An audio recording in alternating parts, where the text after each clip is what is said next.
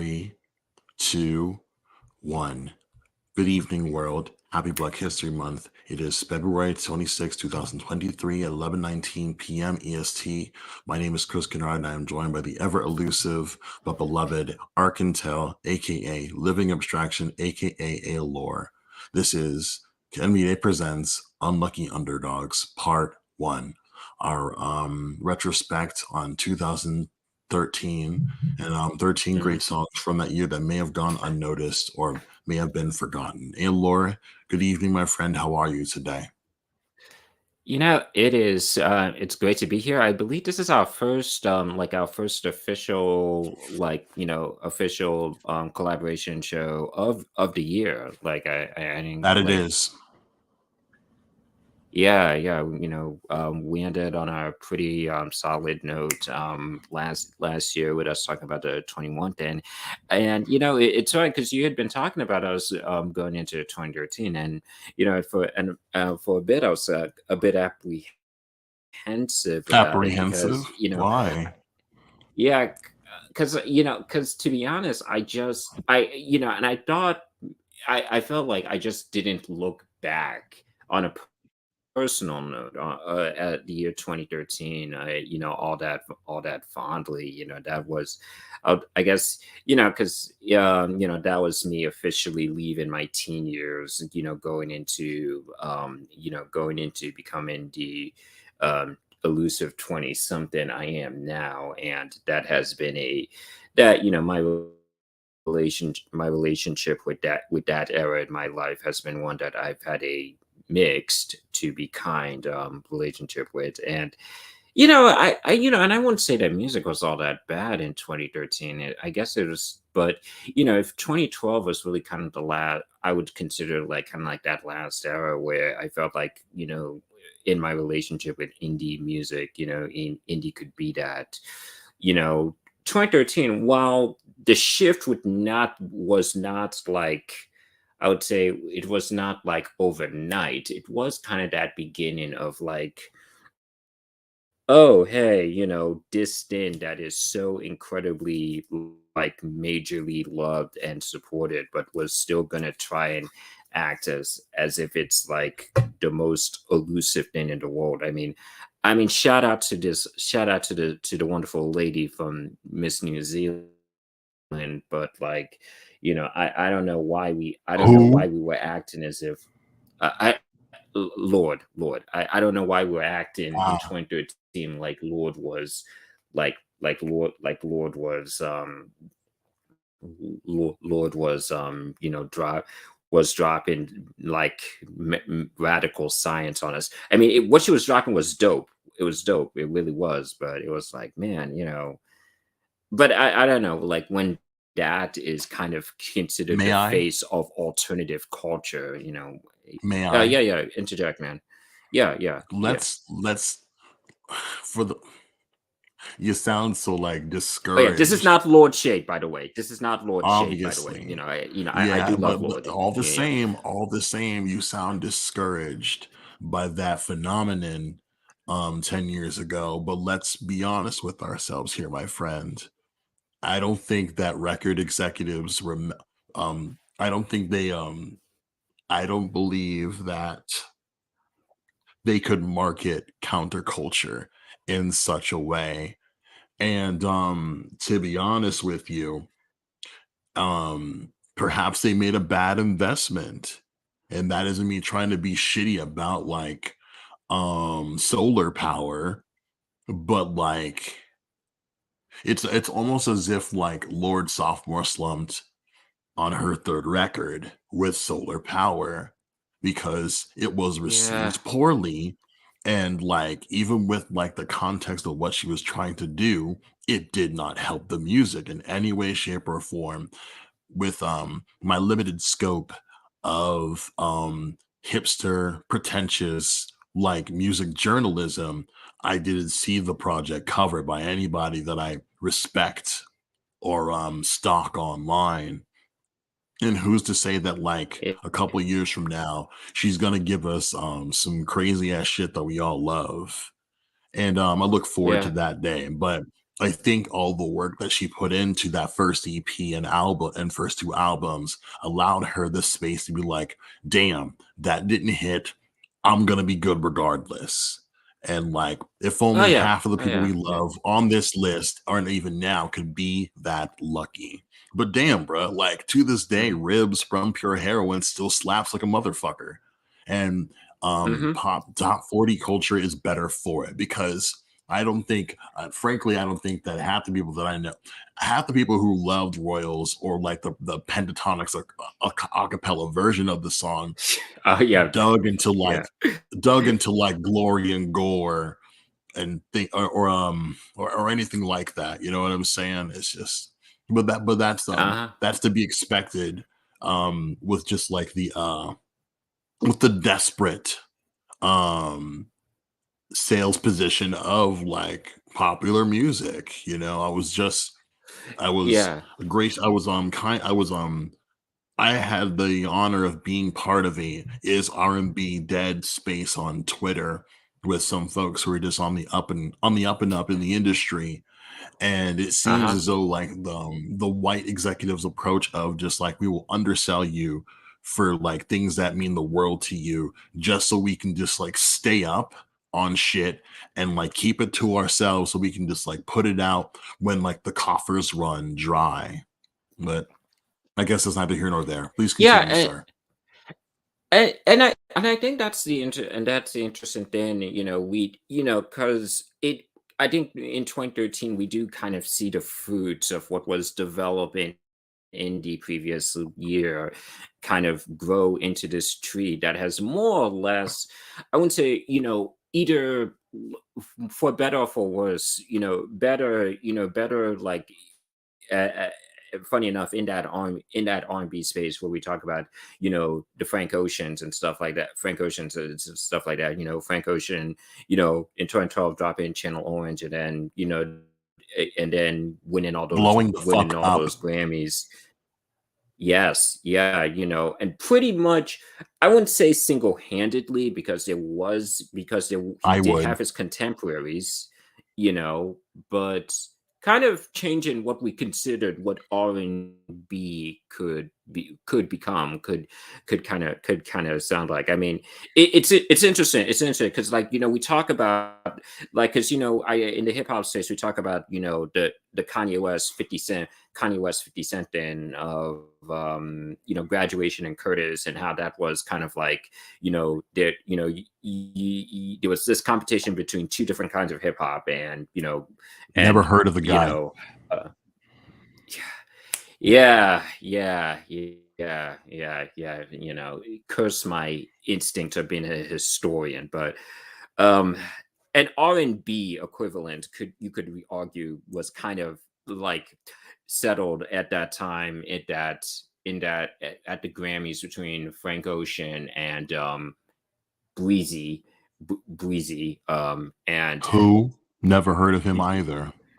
you know and his reaction when Ocean beat him for that Grammy, and which in light of the fact that 10 years later, you know, there History was repeats also, itself. yeah, it very much does. So, If I I can mean, tag yeah, in real and I quick. guess, yeah, please. Hey brothers, this is for all the black men in the music space, in like the influencer space, in the clout space. Crime does not pay. And forgive me if that appears to be pretentious, but I just like in lieu of um it's like when you behave like that specific gentleman from Tappahannock for all these years and then throw a temper tantrum when things don't go your way, please know the internet never forgets, and that the world we came up in when men in positions of power in this in this specific case, like Ray, black man isn't in power, is in power and just like knows that he can carry on any sort of way with no repercussion, immediate repercussion. Like this is what this shift that we're witnessing is Chris Brown's chickens coming to roost. And the scene as it stands will be damned if one Miss Bailey is dragged into the mucky muck. You know, like And I don't want her, the and I don't sisters want just her. got here. Yeah, They just got here, and yeah. like given the company that they keep, like they will be like they will be held in interlocked hands for for decades to come.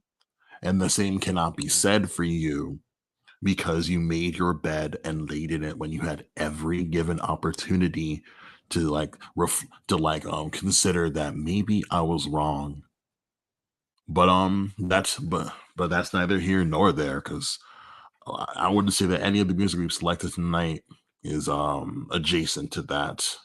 I would like to say anyhow. Yeah, yeah, yeah. I think looking through, I think one thing that I continue to be impressed in our continued discussions on this, in our continued exchanges of this, is that you know you continue to pick things that are so distinctively you, so embodiment of your personal relationship with music in that, in that era and in that time. I mean, I think what you've picked, for what really speaks to you about 2013, it's not.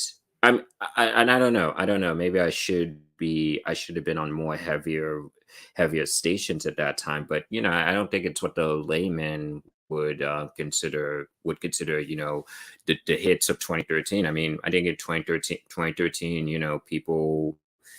people were still on about Macklemore and stuff like that. And and you know uh, but and no shade to Macklemore, but on either of our sides, there's nothing like that on ours. I mean, what's it? Well, I Not would I would kind of disagree with you. I would only kind of disagree with you when we get to track number 4. I would like to take this moment to just okay. like list all 13 songs that we'll be discussing over these next two streams. Um, a Hmm. best case scenario, inshallah, we'll get through half of our songs tonight and the remaining half tomorrow Hmm. night. But in case that like you missed the second half or have to leave right away if you're listening with us live, the unlucky underdogs, 13 specific songs from 2013, in lieu of how unlucky 13 can be, cover art featuring Candy Crush, a game that was super popular on that year, only after being born the year Hmm. previous. We have, but not our songs are, but are not limited to That Much by Raw Raw Riot, Stand Amid the Roar by Silverstein, So Good at Being in Trouble by Unknown Immortal Orchestra, Decay by Seven Dust, Overgrown by James Blake, One of Us is the Killer by the Dillinger Escape Plan, Neptune Estate by King Cruel, Waiting by Dismemberment Plan, Great Escape by Washed Out, Nostalgia by Pusha T and Kendrick Lamar, You're Not Good Enough by Blood Orange. 3, Telegraph Ave, Oakland by Lloyd by Childish Gambino, and Get Lucky by Pharrell Williams, Nile Rodgers, and Daft Punk. Yeah. And shout out, and I guess in terms of speaking about how our my selections are distinctively mine and your selections are distinctively yours. Shout out to the person Shout out to Skater Boy. who picked that final one. Yeah, much like Skater Boy. And his love for Daft Punk is very much in the clear. Like, I think there's not one being around him. Like, at some point on a Saturday night, I'm bound to hear him like listening to Discovery. So he's very real about that Daft Punk love, that punk love. And yet, funny enough, if I had decided to pick a Daft Punk song from that year, I would definitely not have picked Get Lucky, I completely because agree. Get Lucky. I've and nothing against it. I just always preferred the other song that Daft Punk, Pharrell, and Niles Roger did. That was the second single, and in my opinion, was way better. You know, shout to lose yourself to dance, which I always felt was the far more superior song. But whatever. But whatever. And I don't know. I No, don't no, know. no, not no, no, no, no, no, no, no, no, no, no, not forever, not whatever for that matter. I want to start there actually because I have a lot of things to say, Mhm. and that's along that line of thought. I just want to say, Skater Boy, if you're listening to this stream later, I would love for you to someday learn the solo from Aerodynamic because I'll be fucking sick. Just a quick side note, shout out to the Yeah. king himself, greatest actor in the land, Hmm. if you know what I mean. Um, Indeed. Son, so let's just fucking address the elephant in the room. Pharrell Williams is the worst fucking person for this vocal feature on this goddamn song.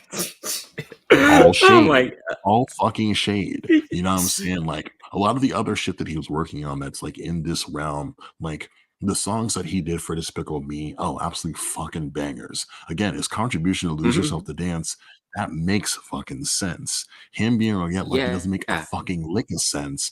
And to be honest with you, since I mentioned them previously, Pentatonics like using this for like their Daft Punk melody, which won them a fucking Grammy. Like I think Scott was one who like does the main vocal line on their cover. They could have got him. They could have got Genevieve Artaldi from Nowhere, who also covered that song extremely well, mind you. Yeah. Pharrell's a bad fucking choice, and that alone just like makes the song. You don't come back to this song because of that, because he's a bad choice for this goddamn vocal. Fuck, The Weeknd would have been a better fucking choice than Pharrell Oh Williams on this yes, goddamn fucking he song. really would have And been. like the He success would. of I Feel It Coming years later only proves that fucking Mhm. fact. And like of course we all love like the back half of the song where they do like the Daft Punk thing because that's what we're here for. I also love the outro to the song. I love that fucking shit. But having to hear this song every day on my job when like the album was being promoted, it hurts. It fucking hurts.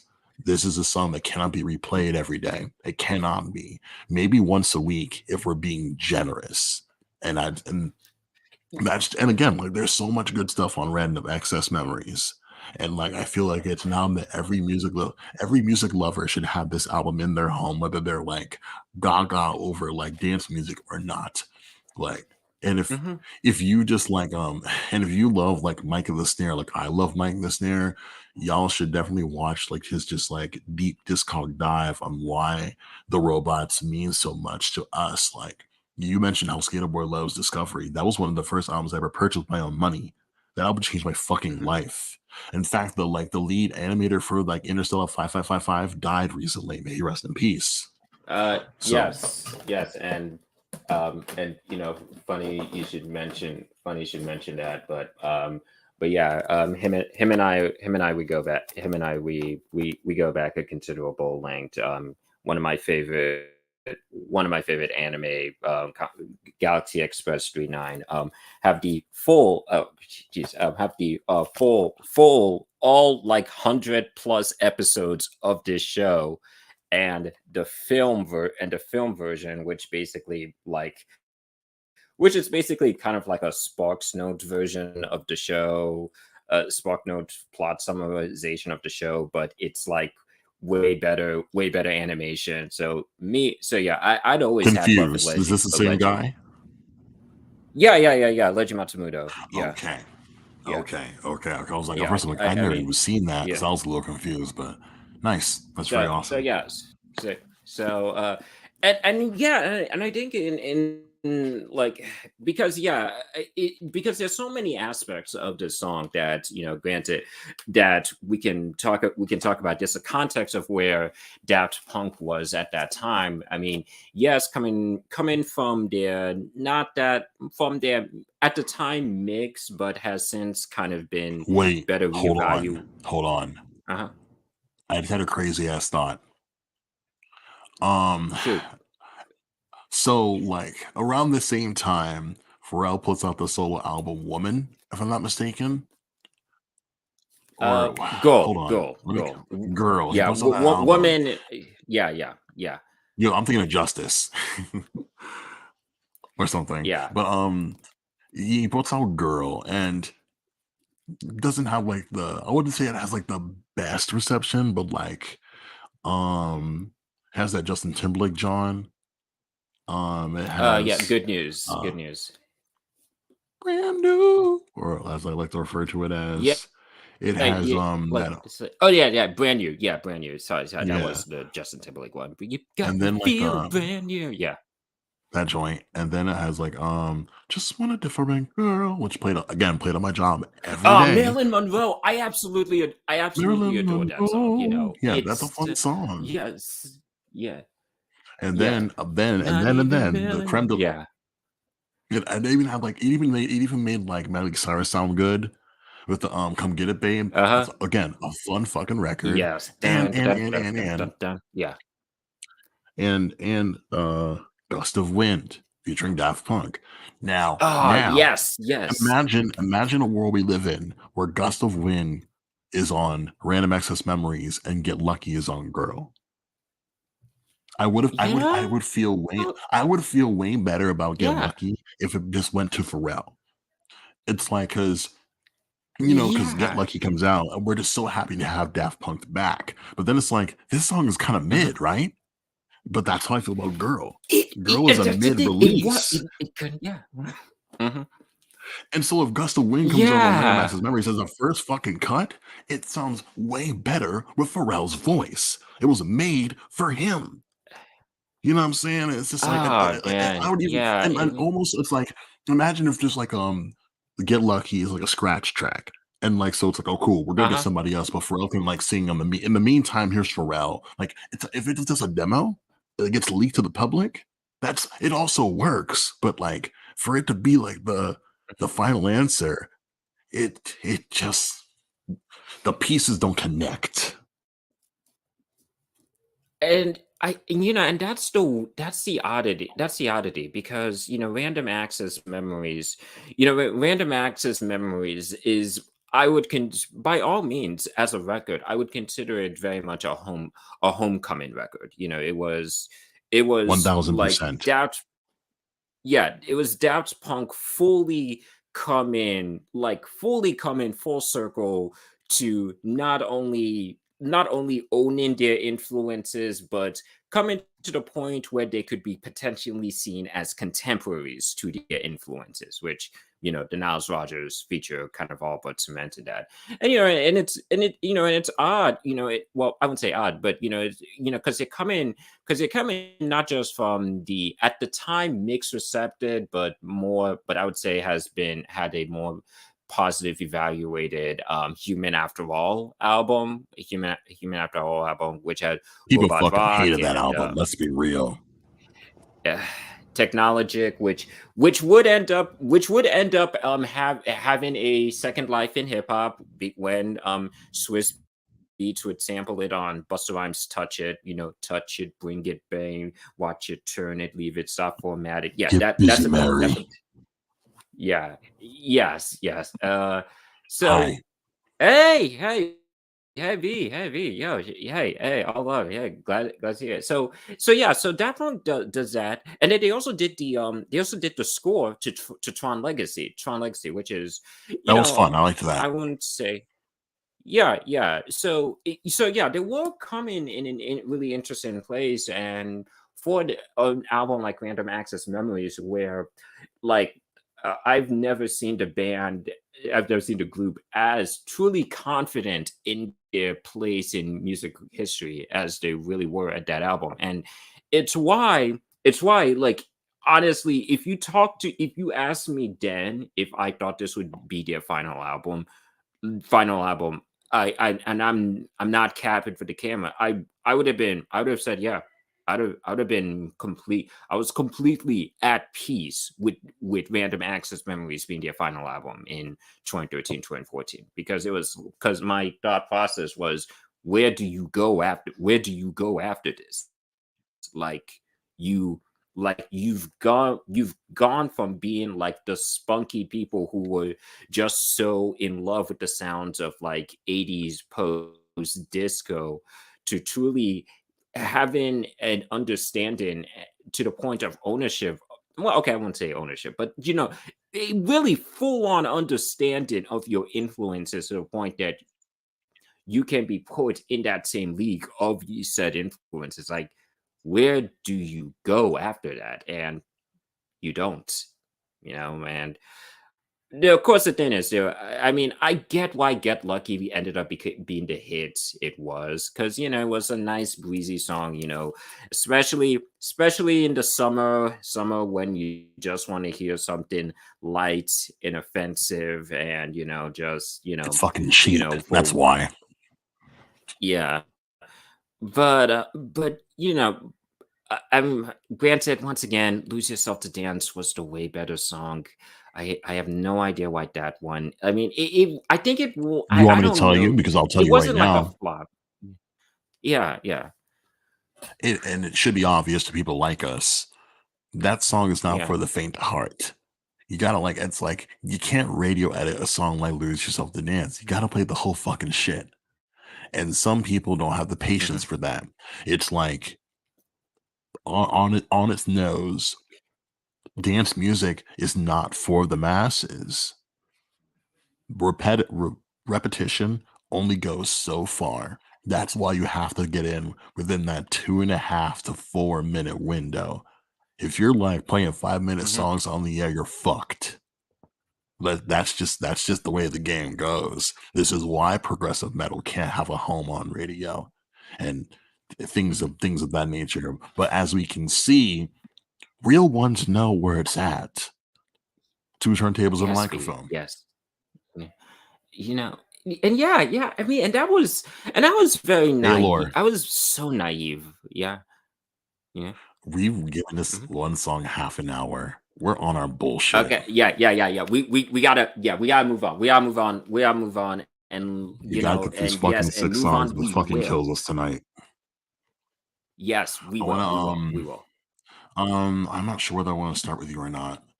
Let me Uh, I think we well, should go in we should go in I order. can flip this. I, Okay. Yes. So, and let's all go from one. We were talking about a breezy, summery dance song to a song that if the radio just had the imagination, it could have been. And yeah, let's talk about this "Va Va Va," which comes No, no, no, no, no, no, if no, they no. had. No. As discussed, 4, 5, 6, 7, 8, 9. Oh yes. For Bef- yeah. So yeah, DK by Seven Dust. Yeah. um, That's the so fourth one, right? Yeah. yes, sir. Um, before we went live, we briefly Hmm. discussed how we go about this. I feel that so like just to keep it real with y'all, when we come back tomorrow night and we start talking about Push, Kendrick, Gambino on night two, like just like that's gonna take up the entire episode. Let's keep it a buck and a half. So I wanted to like kind of like section shit off. And I feel Hmm. that I feel personally the conversation is gonna be dominated by like three things. James Blake, um, King Cruel and Dismemberment Plan. And so like I feel like there's just some things I want to like just unpack.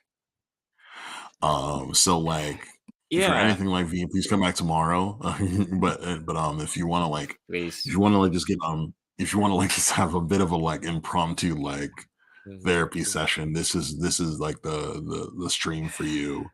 Back to the song at Yeah. hand, Decay by Seven Dust. Um, so let's talk about it, right?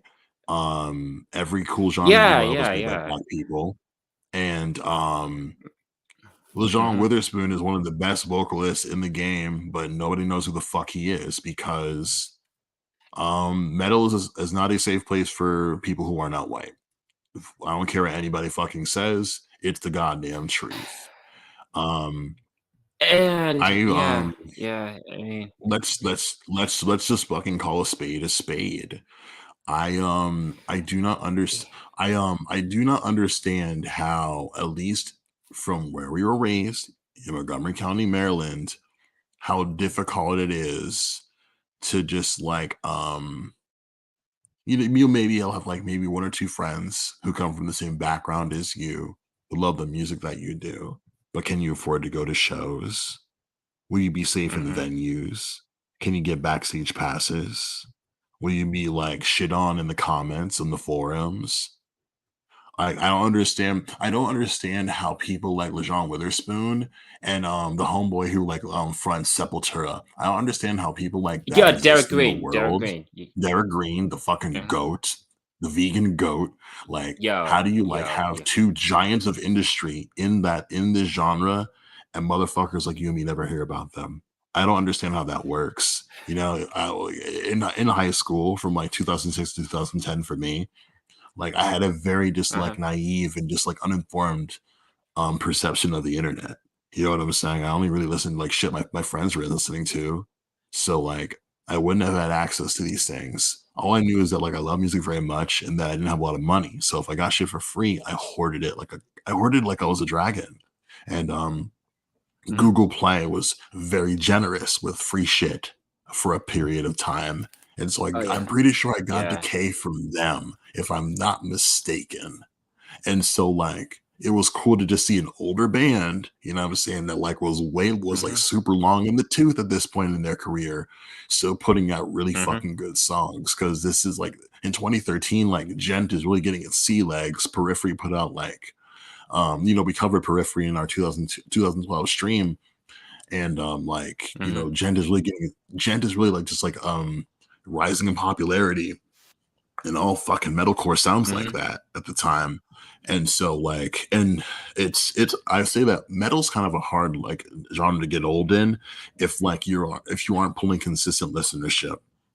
And so like Yeah, again, yeah. like since like being an older group with a black front man, I would think that like that sounds as good as they do in 2013. You know what I'm saying? Because I Mhm. think after like I think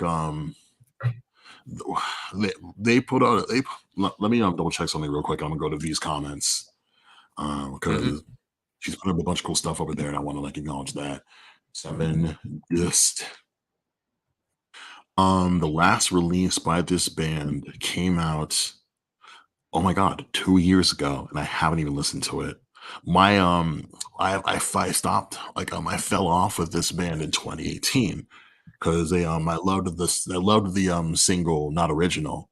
I identified that with I'm like, oh, this is some like radio ready rock, but it didn't like get the national coverage that I felt it deserved. But like again, Mhm. this band dropped 2 fucking years ago and I didn't listen to it. Why wasn't I being like bullied or encouraged by like all the people I love in net metal to listen to the project? Where is the fucking disconnect? I don't know if you know this, but Nobody by Skindred was showing a brief uptick in popularity because one dreadhead did like the dance routine from the music video. The video for Nobody by Skindred is Mhm. fucking sick. Again, a band that was like super Mhm. interesting and doing something that like nobody was doing well enough, reggae and metal, and just like Mhm. it's super important in Europe, but not important here in the States. And I don't know what like the I don't know like how like that band was received like in like the Bahamas or like like Jamaica or Trinidad and Tobago and stuff like that. It's just like I fucking can't stand that this shit just flies under my radar. I really do feel like there's a fucking conspiracy where like incredibly guitar based music made by black folks is being black is just like being just like passed over with no sort of fucking budget or like priority at these labels, and nobody is directly responsible or at fault, but I feel slighted, and I'm never gonna not be irritated by just like the exceptional music made by brown and black folks that I don't get to hear. um I have a whole other tangent just revved up, but I'm not going to say anything more. Aylor, when you hear this song, how do you feel about it? Do you like it? Why do you like it? Oh, well, hey, I'm like really impressed that like granted, my relationship with Seven Dust. Well, 'cause I've been hip on Seven Dust since like back in '07 because My even fucking though God. Amazing. yeah, because even though I was at my heart on my indie thing, but because I was also but because you also listen to stuff like just bad brains, of course you also end up kind of getting into like hearing other conversations about, oh hey, this so and so in the rock scene who's also black, so and so, yes. So I had like been so I heard Seven Dust like back in '07. Black, shout out to Black, which really was helped give a voice to people like us in the community. I mean, I wish I could say that like my I continued on in that in following them, though I was aware it was one of those things where unfortunately it's like they were respected within the metal industry, but like they never really got the accolades. They got the props, but not the accolades. Like, like this you would see a bunch of Disturbed music videos on MTV2, RIP Headbangers Ball, RIP Headbangers Ball, but like I don't remember seeing any of that stuff for Seven Dust. So I'll admit my relationship was existent, but not consistent. Yes, that's the word. That's the word. So listening to Decay, it really just brings back the memories of like first hearing about this band, and makes me all the more impressed that like, wow, man, they really like they didn't lose it. They understood. They had a really good understanding of what their strengths were, and they've clearly done such a good job of keeping to that, which kind of makes it all the more frustrating that I mean, and I guess hey, the responsibility is also on me to keep up with their stuff. I'm not gonna let myself off the hook with that, but it's like, I don't know. I mean, the thing is, and maybe the blame is on like just how the mainstream media's relationship with rock and what is considered rock and stuff like that. And but it is frustrating. Like, why can't a band like Seven Dust have a better, more household appeal? Exactly. Listen, I'll And say this and I'll say this and we'll look at some comments that V left for us. Um, yeah. Over 900,000 monthly listeners on Spotify, consistently dropping albums from 1997 to 2021. And I have no doubt in my mind they're going to drop again in either next year or in 2025. It's Uh-huh. I'm so relieved to see such consistent listenership, but like I feel like I'm missing out on something, and I'm just sending like a radio signal out into the world. It's like, put me on. Like, I want to hold space with people who are passionate for this fucking music, so I have no excuse to miss out on shit. You know what I'm saying? And Mhm. I like, I would think like most people. I get into my I listen to shit I want to listen to at all times, you know? Like I have like, you know, Mhm. like the on repeat and repeat like just like the on repeat like playlist on Spotify exists for a reason, you know?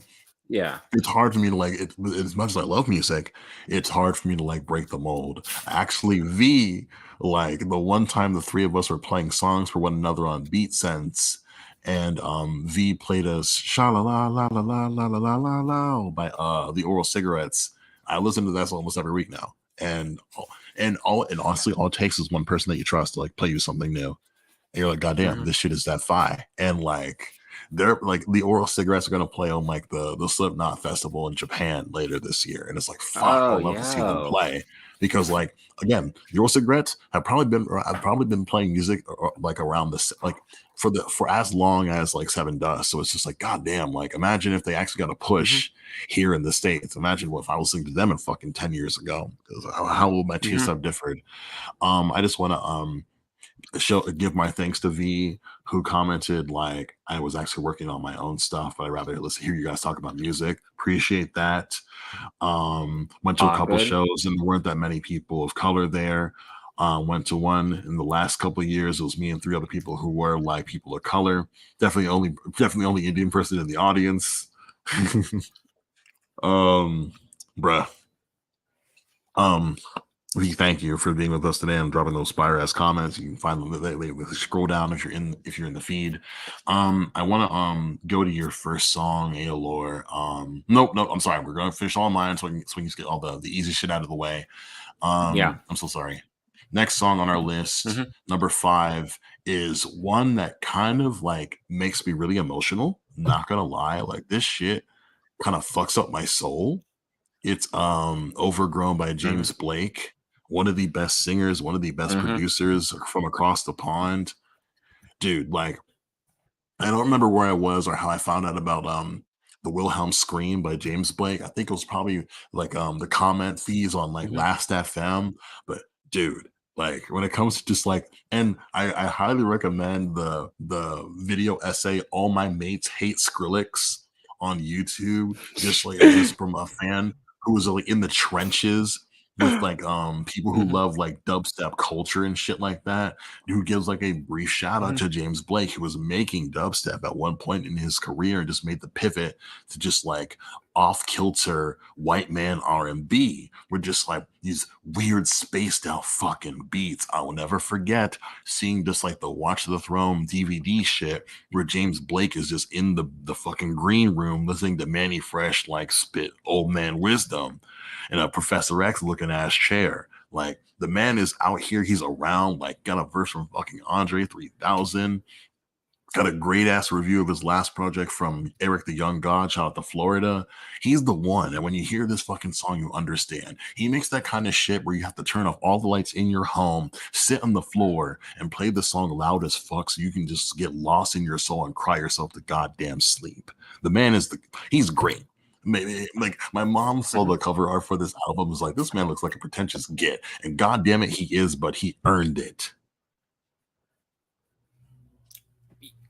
And one thing, okay, and there is like one question I had because there Okay. is there's a perception of the song that I initially had versus when I actually found out what the song was inspired by and what it came from. Like, what does the song personally? What does the song mean to you? Like, what part of yourself does this song speak to? Yeah. I feel like I have to pull the lyrics first before I say anything. Hmm. I'm gonna do that really quickly. Um, I don't want to be a star, but a stone on the shore, long door framing the wall where everything's overgrown. And I feel that like and honestly, when I hear this song, I hear the melody and I don't really hear the words for real. But like upon a second glance at the lyrics, usually like we should like I guess like guys like me should be focusing on the line. But what she really wanted was my rights in the room, and I wouldn't understand, but I'd try to play along. And to be honest with you, it reminds me of my failed romance from last summer. How I clearly neglected to like put others before myself when the other person in the relationship was begging me to like just like make a shred of an attempt to like give them what they actually needed. Yeah, and I'm glad to, I can't speak on that. That was a situation between you two, and that is exactly the perception that I was so dead set. Like, oh yeah, this is about like the end of a relationship. So imagine my shock when I like research on the song and I find out that it was actually instead about him hanging out with Joni Mitchell. Joni Mitchell, a legend, shout out to Blue, and like Joni Mitchell, Excuse like me? him and yeah, like you didn't know? Yeah, yeah, it was a No. he yeah. Oh, wow. Oh, yeah, yeah, like You are blowing my mind right now. okay, all right. I gotta head to I gotta head to Genius right now. Cause that cause okay. Sir, Cause okay, all right. So I okay, so it was want like you to know. Retro he got all right. Hmm. Oh wait a minute. No, never mind. No, wait. We're talking about retrograde, right?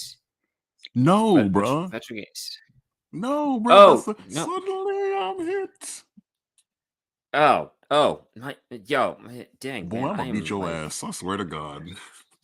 geez, sorry, overgrown. Sorry, overgrown was the, yeah, okay, yeah, sorry, overgrown. Okay, written on a plane upon meeting Joni Mitchell. Overgrown is I James' remember reaction this to a story.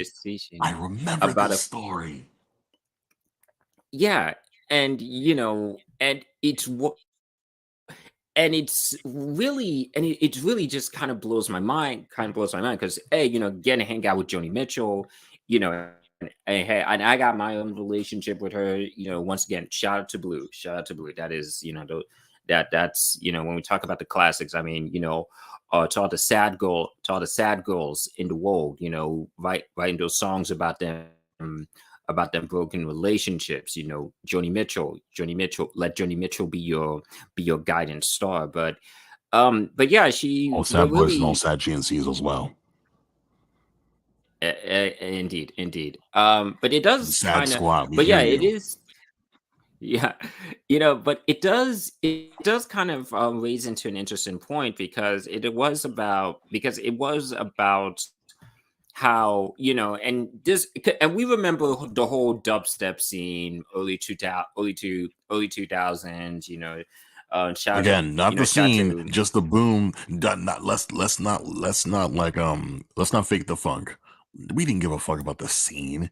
We just were it's like this the disruption of like One Sunny More coming to prominence may again in the same way that Lord just like brought all like the like label executives to like just the alt um the alt adjacent girlies like Sunny like hmm getting co-signed by Dead Mouse and like inking his hmm own label just brought all like those like shitty promoters to the forefront so like all the bro step producers could get the rocks off. yeah, and and Blake had, and it would have been so easy for Blake to kind of just ride that whole wave and like making that music, but it's clear he had longevity on his mind. He had longevity, and he did not want to just be a passing phase.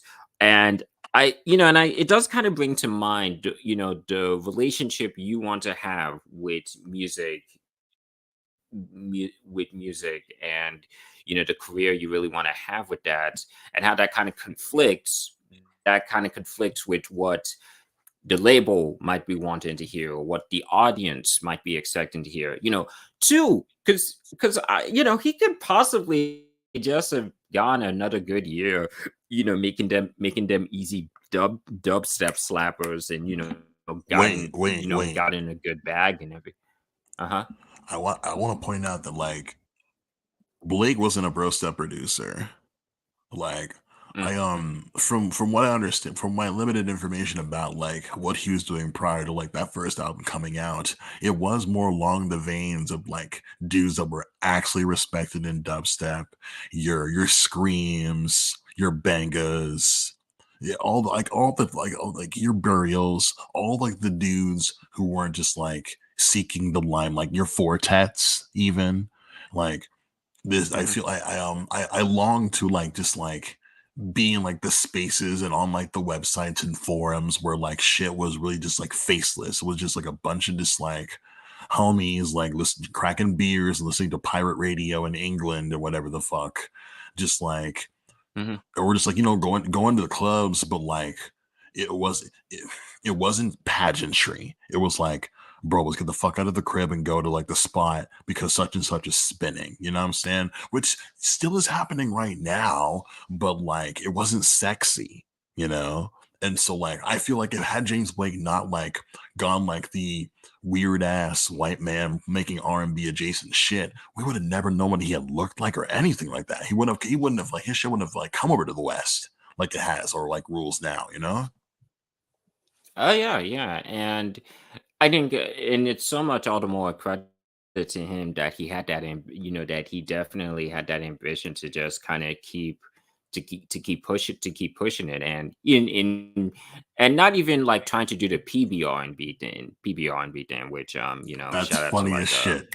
That's funny. yeah,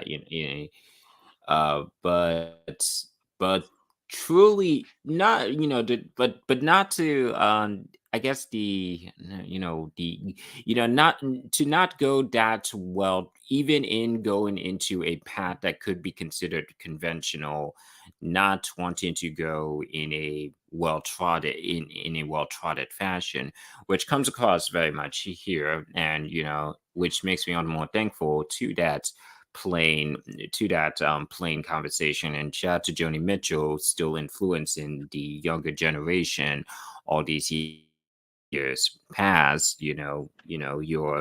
Um your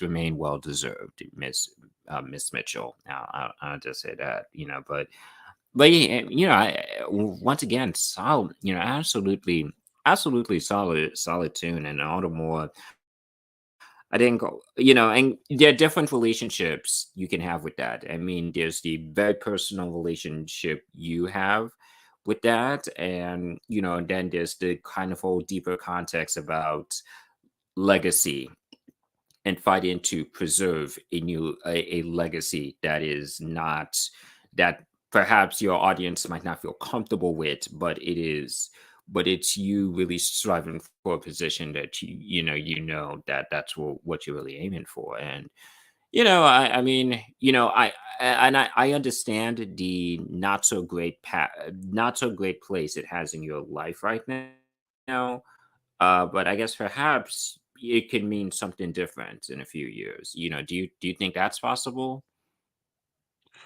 To be honest with you, even though like I can like position the song to like what I'm currently like working through mentally, I don't think anything can like dissuade me from like my love and passion for the song.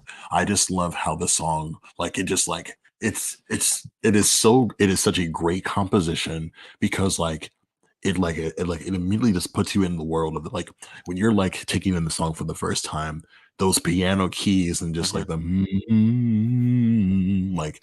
like it's just like getting you nice and comfy, and like it just like starts adding layers and layers and layers, and just like at one point Hmm. it just like fills the room with the sound, and it's just like it's like you're falling, it's like you're gracefully falling down like a waterfall, and like by the time Hmm. like you come up for air, like the water is like the perfect temperature for you, and like you can come out of the dream and like go on to whatever the fuck you need to be doing. Like it is just it is a master class in composition from just like James Blake walked so like breakhands could run. And I'm Mm-hmm.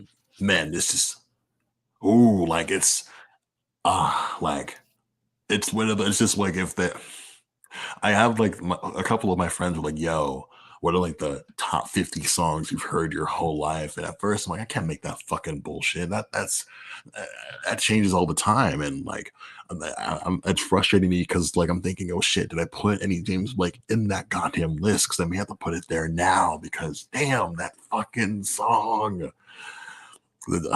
We've been talking for 55 minutes. We still have 4 songs left. Let's get me out of the room. Let's get me out of the way so we can talk about your records. Um, Oh yeah. number talking about just like so number 6 on the list is One of Us is the Killer by the Dillinger Escape Plan, arguably one of the most important just math metal, math rock, mathcore bands to ever walk the earth. Son, if you like, from what I've heard, when you walked into one of their shows, violence, bloodshed, ear piercing noise. One of Us is the Killer is one of my favorite albums of all time. I got into Dillinger very, very, very late into their career. I think Uh-huh. my first album with the band was Option Paralysis. I know that they at one point had a Uh-huh. brush with Nine Inch Nails because they played Wish together at a Mm-hmm. show, and like at the conclusion of that performance, everyone just like jumped into like the instruments and the drums. And personally, another band on this list, Silverstein, did Wish way better, but that's neither here nor there. And just in regards to just like Mm-hmm. brutal, just like if you've ever heard just like the first 2 songs off this album, man, it's like don't play that shit too loud, you know what I'm saying? And just like have some space because you're going to want to swing on something. Mm-hmm. Absolute fucking Mm-hmm. violence coming out of this album. Just like a band is like so roundly tight. You know what I'm saying? Like I know some people may like just like stick their nose up and just like start, stop, go metal music, but just like it just is something so visceral about what they do. And One of Us is the Killer is that one moment in the album where it's like, I think Fantano almost described the song as like a Bond theme, you know? And it's just like, I've always wanted to like, I think you and I should like collaborate on like a script for like a short film of just like, like, hold on, I just like to like pull the lyrics out because this song is so it's because it's nice and chill and vibey. You still get the kind of drums and shit. Hang on, hold on. One of Yeah. Us is the Killer. There we go. There we go. I need to pull the lyrics up. Yeah, um, just like hold on. If I can oh god, hold on. Nope. This was this lyric site is demanding that here we go. No, oh my god. Okay. I can see the screen I'm dealing with right now. There we go. Just like when the song is all chill, you hear lyrics that read, "She moves Mm-hmm. abstract, just like a shadow dancing on the edge, like a storm cloud passing overhead, effortless and free. As the hours rush by, I can through her I can send the ends of time. There's no way this can forever shine, make the sun not rise." But then like this, like the calamity of the guitars and drums come in during the chorus where it says, "In the air we tried to be, but you shot your arrow through me. Now one of us must die, but the killer won't survive." And like you just wonder what the fuck are these guys talking about? Like one of us is the killer? Like is this a murder mystery? Like is this an assassination attempt? What the fuck is happening? And just like I love folks who write songs in 2023 who are trying to like get a bag. We need a bridge. Sam Smith, Kim Petras, Yes. congrats on the Grammy. Where the fuck is the bridge or third verse? We need that shit back. JID and Smino were on the Rap Caviar podcast talking to Brandon Jinx Jenkins about what they like to see in rap. And JID immediately was like, we need the third verse back. We need the third verse Yes, back. please. And so if you can't, and if We you do. can't give me We that, do. give me a great ass bridge because it's the way that Mm-hmm. like a bridge can save a song for you. There's a Slipknot song called Unsainted that came out in 2019, which I didn't really care Mm-hmm. for when I first heard it. I tried to get through it the first couple times and it didn't do anything for me. But I was watching one of their live performances and I'm like, let me hear the studio version before I hear the live performance. And like the bridge for that song like saves the song for me. Because previously I'm like, oh, this shit is so fucking cheesy. I don't know why is this song not doing anything for me. But just the way like an instrumental bridge can pull you into a song, can just like throw you around for a bit. You're like, whoa, what the fuck was that? I gotta hear that again. What was like going through your head when you heard this song, Aolor? One of us is the killer. And yeah, and I was definitely, I was definitely enraptured to the very kind of to the very sense of quiet buildup that it really kind of exudes for most of it, and it does, and and to say those lyrics, one of us, one of us, one of us is a killer. It's like made me really think like, oh hey, you man, what's this? This must be something really about like heavy mental survival and all of that.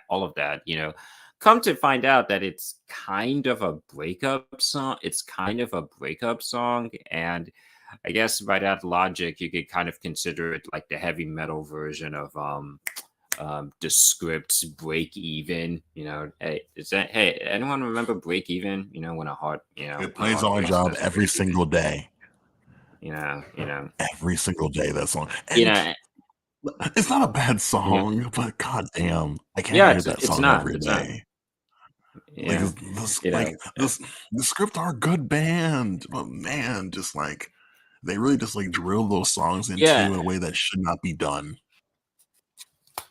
yeah, and it does, and I guess that's because it is a pretty, it is a, and and it's not even. I guess it is trying to be honest about the baggage and how heavy the baggage of the end of such connections can be, end of the end of such connections can truly be, and yet not really trying to cast anyone as the villain, but just just kind of saying, hey, this is it's a brutal situation. It's a brutal situation, and I think I'm gonna have to revisit it a bit more, with that kind of context in mind.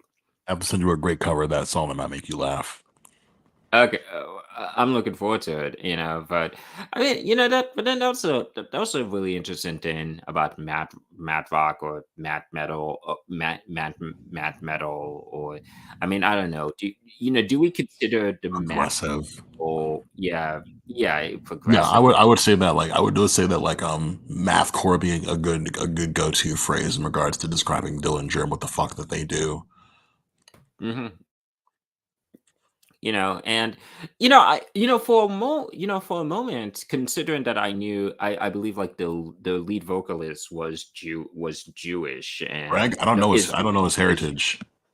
okay, so for a moment I thought that it was like kind of like this kind of like heavy self, because and I knew how much like sticking to their values was important to them, because apparently um they had entertained the idea, but they decided not to do a tour with Slayer because they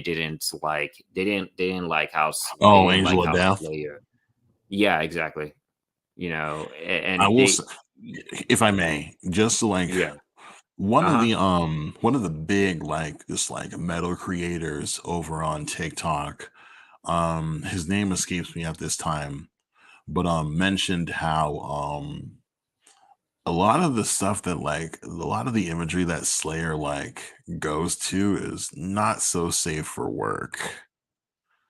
And I yeah, think it came up in the advent of like Master of Puppets getting a resurgence because of Stranger Things. And a young sure, person was like, yeah, hey, yo, sure. this band is like problematic. Hey, yo, this band is canceled, Metallica. And so, like, and when you bring up Metallica, you bring up Slayer, you're inevitably just talking about the big four thrash. And to be honest with you, it's really fucking crazy when the safest band in that bunch is goddamn Anthrax. And I would like to think it's because of their association to hip hop, but that's just me. Like when you're in a like you're in a band like fronted by goddamn Dave Mustaine. I, Baby, baby, baby, baby, he's the baby. And this is also the reason why, like, I have a hard time. I like while why I can give my respect to certain like beloved metal bands, like, but I also can't have to be like very careful about how much I want to associate with them, because like because like for granted, not Matt, not a progressive metal, but like oh yeah, like oh hey wow, wasn't Pantera, oh hey, wasn't Pantera so cool? And then you YouTube Pantera, and what do you find? You have find some really piece of garbage video from like 94 Phil Ensemble whining about white about black on white violence. Oh geez, gag me with a spoon, man. You know, Anywho, it's these. Yeah, but anywho, I mentioned this. I mentioned this just to say that I respect how the Dillinger Escape Plan were very much in tune with their values, in tune with their values as people, and even if it meant like throwing a fork to their careers, you know, did not sacrifice them, even when it meant being cool with metal royalty, and even at that one that metal royalty being Slayer, and that's why I felt that kind of resonated within the music in a way, like like this kind of sticking to your guns, hey, one of us, one of us is the killer, and kind of like go in like, hey, we are going to like we are going to stick to our values, and even if it means that we sacrifice who we get to rub elbows with, we're not going to do anything. We're not going to do anything that well, in this case, would have been cool with bigotry, which is how I interpreted the song at first. I don't really know if that's truly the true meaning, though. I get apparently you need to it's do me a more of like favor. a kind of a breakup. Uh huh. I want you to find the Uh huh. source on that Slayer story, just to like just so we're not just like speaking, just so we're not speaking on any kind of rumors and things of that nature. I'm not worried about being sued with those fuckers, but Oh. like I want to I think I think that kind of shit is important. So like find it and throw it in the comments. When the stream's done, put it in the comments is all I'm gonna ask of you. And since you asked, Huh. and since you asked, of course, Greg's background is that his parents are descendants of Belarus. So Oh, there's yes, that. and yes, and yeah, I did find the article actually from the Jerusalem Post. Yes, we got offered a tour slot with popular U.S. metal band Slayer. There are certain lyrics and aspects about that band that are questionable to me and have never been sufficiently explained. Lyrics about Auschwitz or imagery I've seen that have created a conflict for me. So we turned down the tour. So not so much that I'm accusing Slayer of doing that, but Certainly just not. the values that just the values that they had, that they really wanted to stick to, and they When was this article put out? and um pro once so it was published in 2010. So yeah, 13 God years ago. damn. Well, yeah, 20 you know. So yeah, 13. 2010. Yeah, jeez. Fucking A. I'm Hmm. ready to move on. Are you? Yeah. But I'm This glad is we where got. the like I'm really glad we got to this is talk. where the meat comes in. Like I already feel it's gonna be like a 2 hour stream. So let's try and lock in and move on to song number 5 by and by the next 20. We brought up our good friend King Cruel during our Hmm. 2021 stream.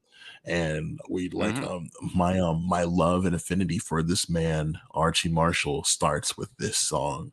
I think this is one of those songs I got for free on Google Play, and I'm like, what the fuck is this fucking music? I feel a similar way about Archie Marshall and the King Cruel sound that I feel about James Blake, because like you can see like how the man's affinity for like poetry, hip hop, dub is like this what comes to life in this song with like that forlorn saxophone and just like just like bitter and angry, just like shouts of of like the way the man like I can hold you tight and things like that. Just like it's so Mhm. like it's soul crushing, this song. And at the time when I hear it, I'm like, oh, this song's so beautiful.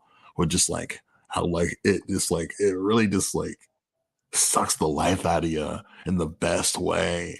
But man, like it's like this is the kind of shit Charlie Brown would listen to when he's an angsty teenager. You know what I'm saying? You don't say. You don't say. Oh man. Okay. So, I mean, while obviously it's really funny because like All I good. how I got into King Cruel. It wasn't even like someone bumped into me and was like, "Oh, yo, man, you gotta listen to this guy." It was just because I was, these were back during my Tumblr era, Yes, sir. and Tumblr baby.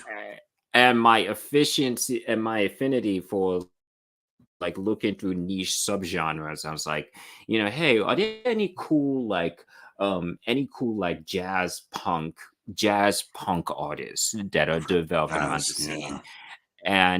And so just looking through, it's like, oh, hey, this guy named King Cruel. This guy named King Cruel kind of fits into that. So okay, yeah, what's his stuff? What's he on? And then I listened to Easy Easy. I was like, all right, man. All right, I'm digging this guy, man. I'm digging this guy. Which of course, like, and thankfully by this time his debut album had been out, not for like a few months for like a few months. I was lucky to get in. I wouldn't say I got in early, but Been on I the ground you know floor, motherfucker. Goddamn. yeah, yeah, and I'm listening to it, and I'm like, man, this guy, and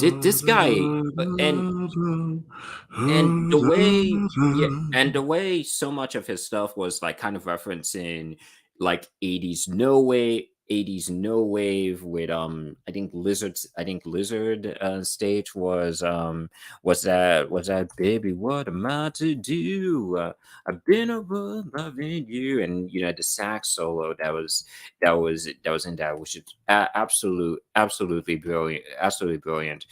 But truly, truly, I felt that the song that fully captured how he was very much a student of his influences. In this case, kind of being indicative of like the 90s trip hop scene. Shout out to Tricky, shout out to Massive Attack. Um, you know, and that is just and that and just the way, and just the way, you could feel all these influences coalescing into something. And yeah, and then you get to the lyrics, and yeah, This shit is when I fucked up. say I yeah, and hey, when I say I don't look back at 2013 all that fondly, yeah, yeah. You know, I don't know, and I don't know, was I going through? I mean, okay. There's the personal way I feel like I can interpret it, which I will get into. But then there's also, um, when we were last talking about King Cruel, one thing I kind of, and his connect, and my tendency to kind of compare him to Mitski, King Cruel is just Mitski for men. For men is a comment I hear a lot, and Cause hey, I don't argue. I don't can I argue. say like can I say that like I Mhm. regret my usage of the term hipster on that stream so much. Like, Yeah. but Mhm. man, like if the asshole who like downplays Mitski's work heard that shit, I hope that they were offended because it was specifically directed at them. And Yeah, like, yeah, yeah. because because I guarantee that like Archie Marshall has heard some Mitski and he's like, God damn, this shit is good as fuck. You know what I'm saying? Like, Exactly, exactly, so I'm like, exactly. Which is why. it's the same. It's like different sides of the same fucking Oh coin, yeah, yeah, babes. You know what I mean? yeah, yeah, yeah, yeah. Which is why it's like and and I got all love for Mitski. She's she's just truly sublime. But it's like, I want to I say for guess the that record, like, kind of I want to say real quick that uh, like, Mitski, if you never come back to social media, I completely understand. This shit is fucking bonkers. yeah, yeah. But I don't believe me. Believe. I feel like I'm playing Russian Fuck roulette stan with this man culture. every day. But no, but okay, but yeah. In comparing, King Cool to Mitski, and with Mitski, I've always said that she is the Janice Ian of her generation. Shout to Janice Ian, truly one of the great singer songwriters of the '70s, and I believe Mitski actually has covered Janice Ian a few times. If King Cruel is Mitski for men, and Mitski is just Janice Mitski, Ian a queen, for a for generation. millennials and Gen Z, then King Cruel is Tom Waits. It's Tom Waits for For for our millennials. Yeah, generation. 100%. And by that logic, and as a Tom Waits fan, especially like his, obviously, I love Midnight Train and all that stuff, but I always had a huge affinity for his like earlier, very, very strictly jazz stuff. You know, Neptune Estate it's either his Martha or it's his Lonely. It's one of those two It songs, is both from his obviously debut his album. roller. That shit is that Yeah. shit is that's the shit that plays in fucking hell. That's the shit you hear in Yeah. fucking purgatory, dog. That shit is painful as fuck to listen to. You played it for me once, and I'm like, this shit is fucking evil. And not even to try to be shitty with Tom Waits, but like, Yeah. man, like I can't even imagine being in the fucking room when that's being recorded, dog. Fucking A.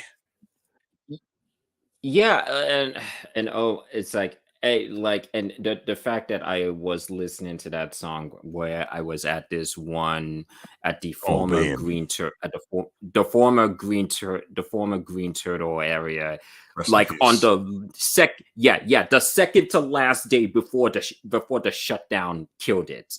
Like, because Green Turtle doesn't exist anymore, guys. I'm sorry. I'm sorry. It's been replaced with a Fuck sushi place. Germantown.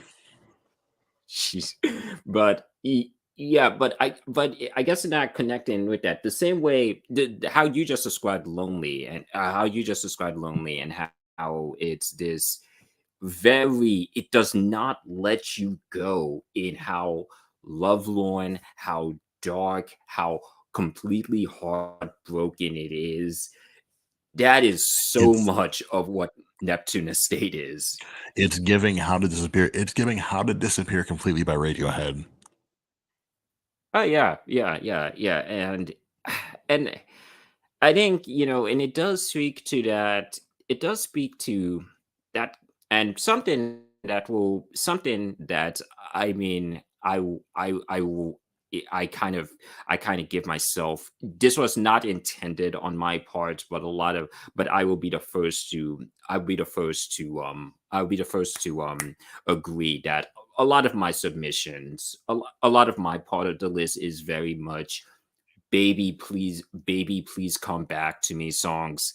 I am Baby please just come back to me songs. And it is just it's just so full on in being hurt being hurt at the end of a relationship, being in a very low place, and kind of, and it's like, and what's worse, the desperation of trying to cling on to something that has clearly gone or you kind of having to accept that you are truly, truly, truly on your own. And neither one is all that good.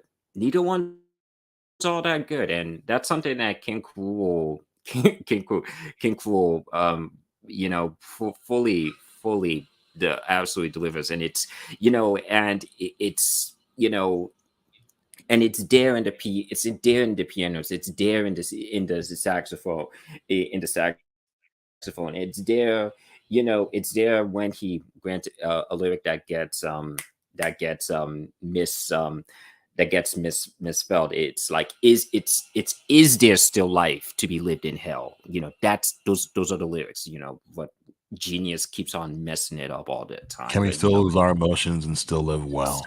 yeah, can you see that this face has changed, this hardened way? And and I love that lyric because because it's about, because it shows how we like to think that time will solve all will cure these wounds, but sometimes it doesn't.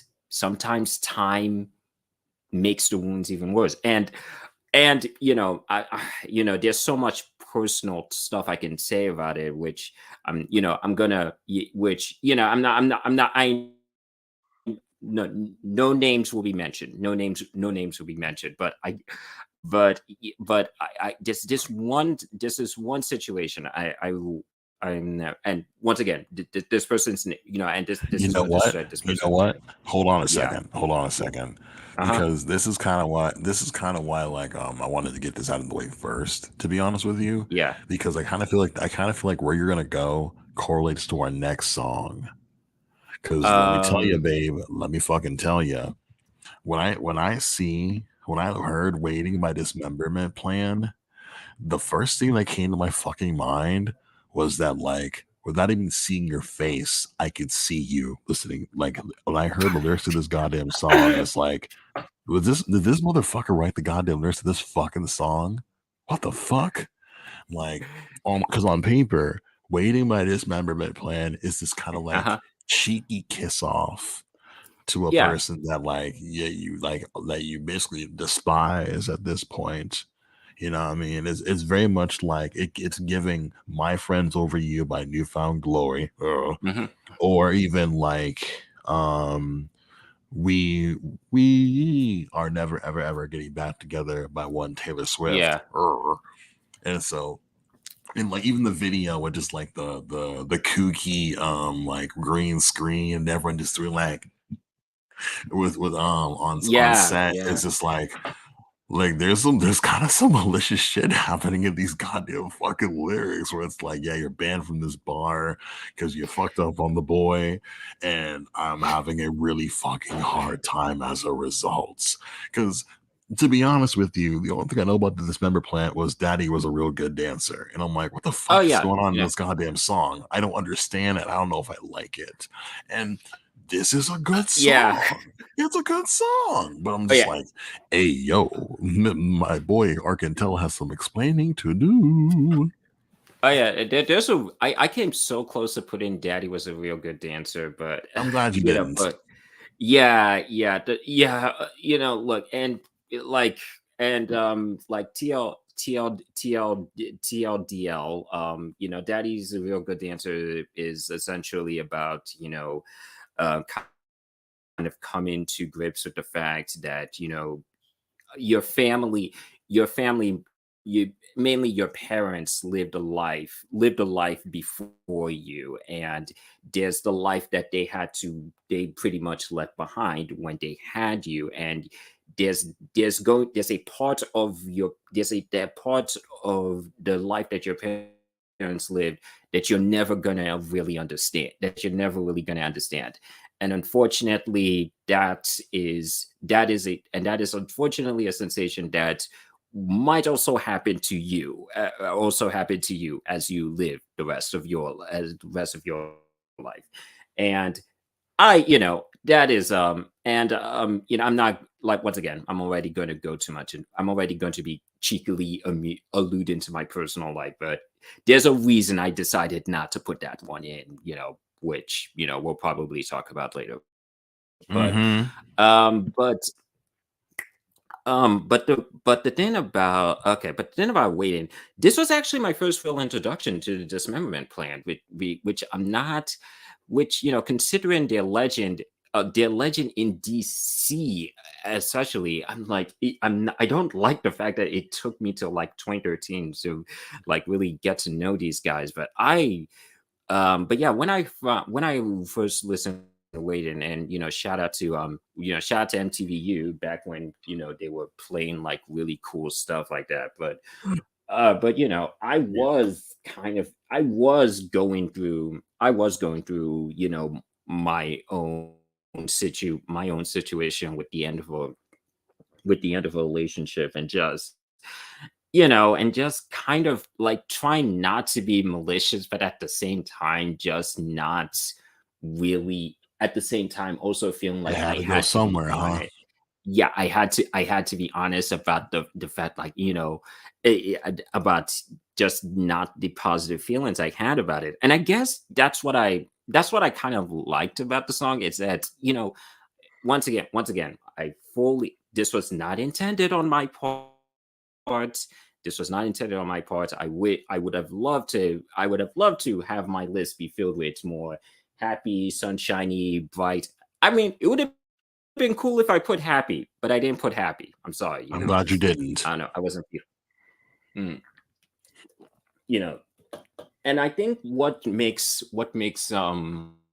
waiting so interesting is that, yes, it's a breakup song. I mean, granted, him and his partner have long since broken up, but it's very much about trying to like try very much trying to save face, trying very much trying to kind of put on this strong front of like, what, whatever, you sucked anyway. I'm moving on to better things. Why did I even waste my life on you and stuff like that? But at the same time, come the bridge, I'd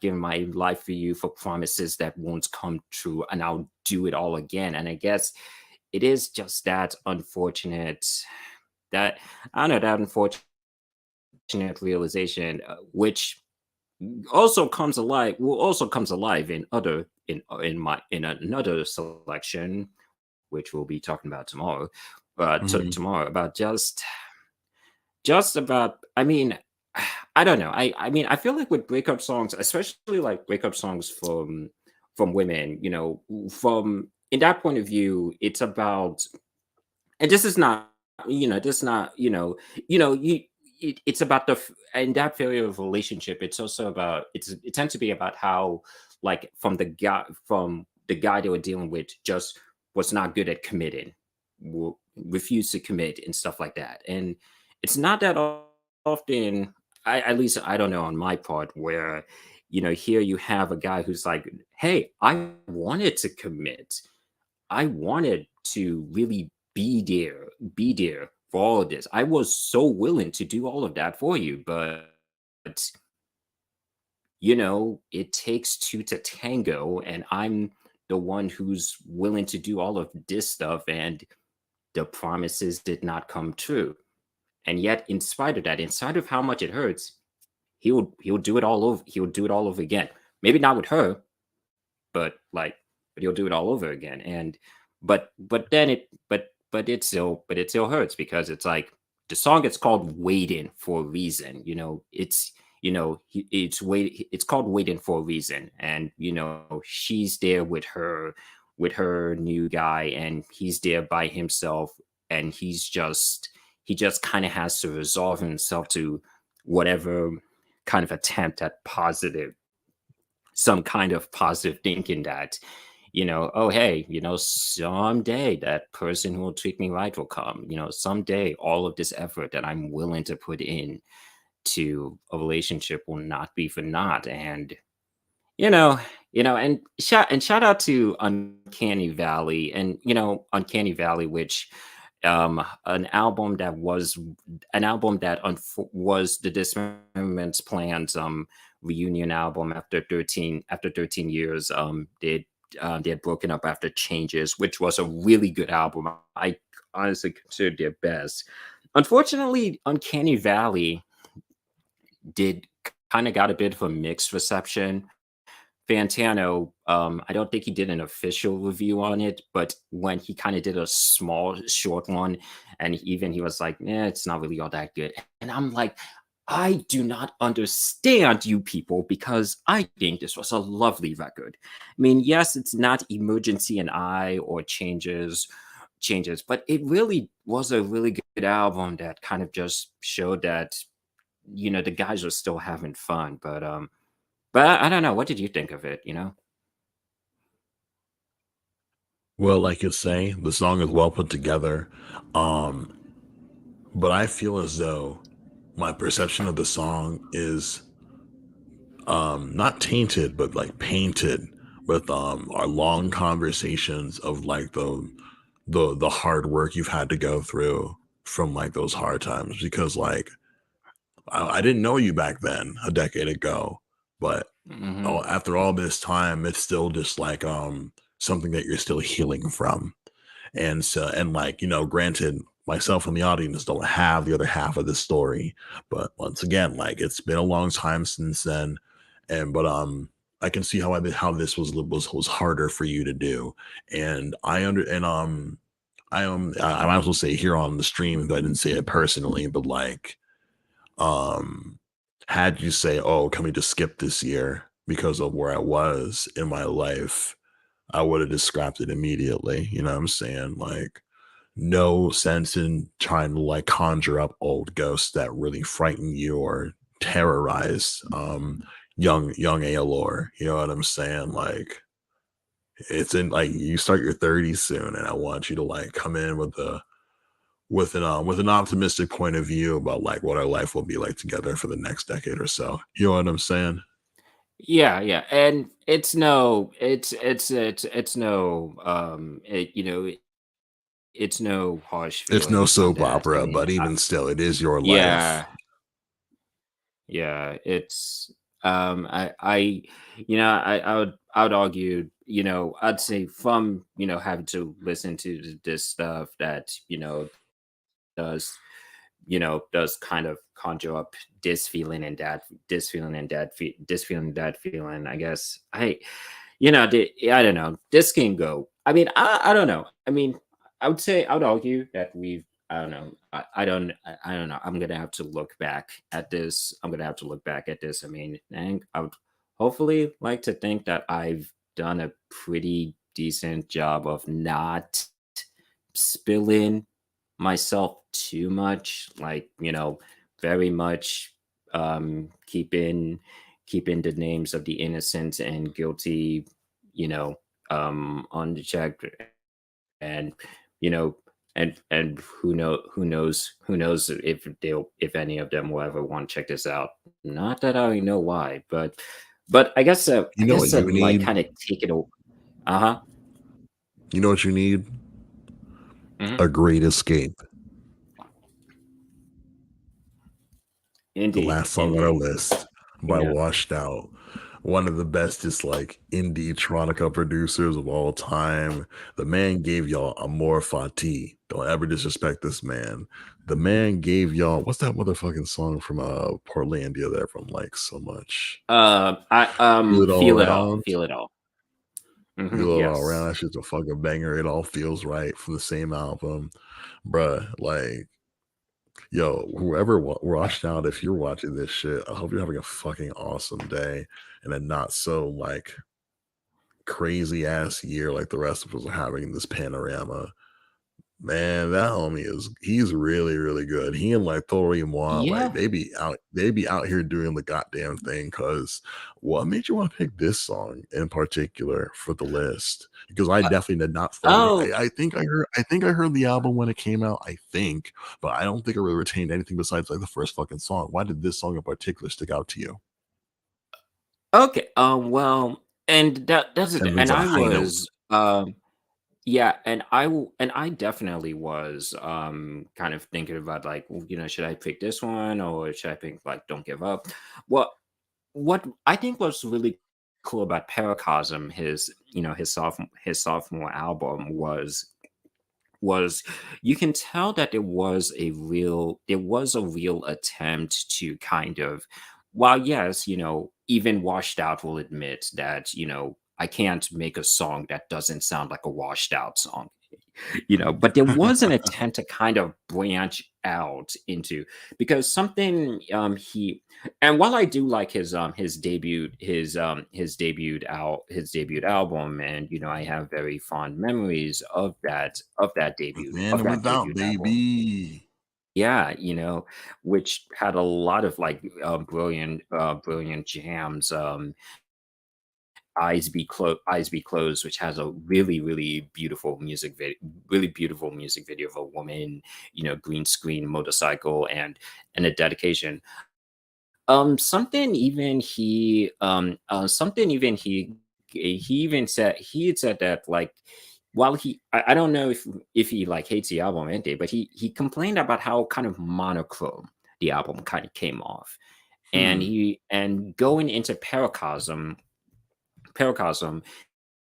there was this like very earnest attempt to give it, and you can notice it even in the album cover, is it's colorful, it's lively, it's like Yeah. it jumps out at you, and it also kind of influences, like, the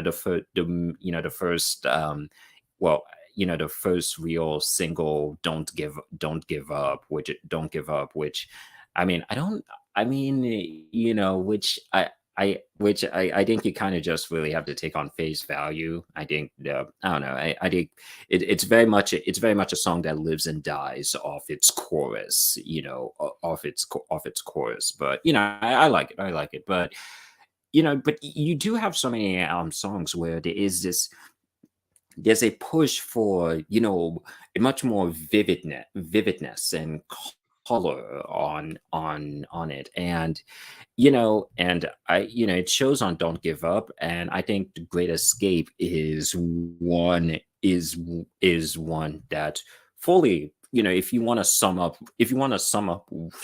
that album, and we at least sound wise, it's very much Great Escape. And just, I don't know, like, is this a song you could like imagine, like, kind of like playing at a party or something like that? I mean, if you It's funny you didn't, say that. yeah. Yeah, I'm sorry, I cut you off. Go ahead. Yeah, like, I mean, granted, there are also the lyrics, which is the reason why I briefly considered taking this off the list, and I did for a bit, and then I decided not to, but I'll get into that later. Okay, well, I guess I'll like pull it up myself while we're talking.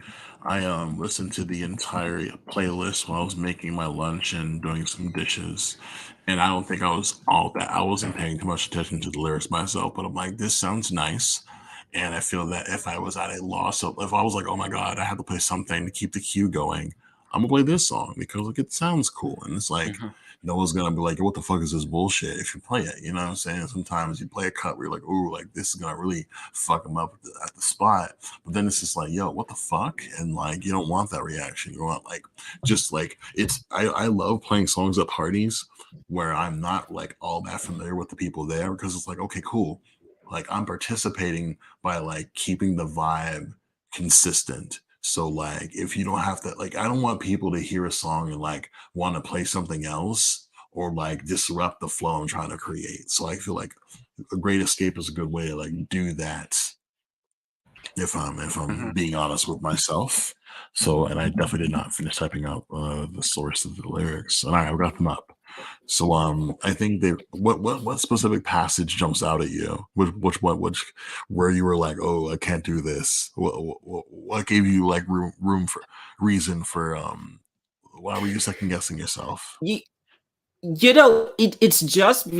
just like with the first, all I want is someone I can lean on, and I need a simple life. And and because I had been paying attention to the other songs I've been putting on, which are once again very much, baby, please, which I would summarize as "Baby, Please Come Back" songs. I was just like, I don't know. I think I assumed you would be checking out the lyrics more than I would, and I was just To like, be oh, honest, okay, like for the it's song like, you played some like for the Blood Orange record, I did. And like, and if I can briefly go in on that song, it's like I didn't like that song because of the lyrics, because I'm just like, oh, this shit is fucking even like when that song came out, I was just like, I don't like how fucking depressing this shit sounds. What the fuck are they trying to do with this shit? And I can't wait for you to like go into detail with like oh yeah, some yeah, yeah, things that oh you yeah, that, yeah, like yeah. what Dev Hynes intended with that goddamn song. I even put the video in Uh-huh, like the YouTube version of uh-huh. this playlist on my account. I just like, oh, this like gives me like the ick when I hear it. Like the music, like because Def Hynes is one of the best musicians of all time, and from our like, for Black folks, but just like nothing about like that production can save how the lyrics make me feel gross. But at least here, like when I read these lyrics for Great Escape, I washed out. You know what I think of when I read these lyrics? I don't Mhm. mean to seem like I care about material things like a social Oh yeah. status. I just want four walls and Adobe slats for my girls. Woo! Yeah, yeah, Right? yeah, yeah, Meriwether Post Pavilion forever, man. Shout out to Animal Collective, man. Uncle, baby. Thank Yes, you, sir. yeah, thank you guys for making Maryland proud Fucking classic. every step of the way. And I think, yeah, and I think like because okay, and maybe I was just feeling like really kind of like in I don't know. I thought you would be like deep like because yeah, and I assumed so much of the songs I end up picking. I was just like, man, it's like I was like, man, is Chris gonna be like, okay, I get it. Okay, I get it. You are bummed out over, bad relationships. I get it, man. Lost levels I cru get it. no, Okay. but son, don't don't kick yourself on my behalf because Yeah. I understand, I empathize more than Yeah. you know, babe, you know what I'm saying? But just Yeah. like I like it's so because like for at least like for like 4 of these joints that you picked, I completely understand, especially when it comes to Telegraph Ave. I can't wait to have that conversation tomorrow. But like Yeah. I Yeah. don't I'm get the looking. I Yeah. but with Great Escape, it's like Washed Out is so good at making just like these sonic soundscapes that I'm focusing on how like good the music makes me feel. You know what I'm saying? Because I think a lot of people, even like in love, are just like, son, like all this bullshit isn't important.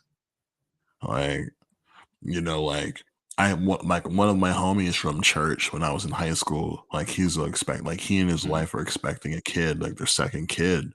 And I'm just like, golly, dude won. You know what I'm saying? Like one of my friends from when I was Oh 2 yeah. is like buying a house with like a backyard. And I'm just like, golly, like they won. And as much as like how like America and like capitalism has just like ruined our lives effectively. Like when people I care about get to do the shit that like they sold to us, like, oh, all of us have to do these things to really be happy. When that's not always just like it isn't this isn't like a one size fits all sort of world that we live in. But when like the people that I like adjacently know or care about to get to do the things that were like expected of us, it's like, hey, you did that fucking thing. And like maybe my like Nirvana won't look like yours, but I'm glad that at least one of us motherfuckers got to experience like the good life, or is like in just like the midst of Yeah. like a bliss that like we all deserve on a certain level, you know what I mean? And so like while I'm like in the kitchen making my turkey burgers, I'm just like, like just got groceries like a couple days before. I have like my favorite barbecue sauce, and like I'm making like chicken and dumplings in a bowl with like avocado salsa. It's like this is the for a moment there, it's like, hey, like this is my great escape. I'm gonna eat this shit, watch Death Note, and then like return to reality. But like shit, man, like I'll take it where I can get it. Like I won't be like, I'll be going like, I will finish this stream. I'll tell you I love you, and then I'll stay up for like 2 more hours because I don't work tomorrow, and I just got Lego Star Wars. Like, this is my great escape. Oh, You know what I'm same, saying? Like, same. okay, Hey, but same. like, Yeah. And and I think that's it's funny you were talking about a friend of yours from high school, who's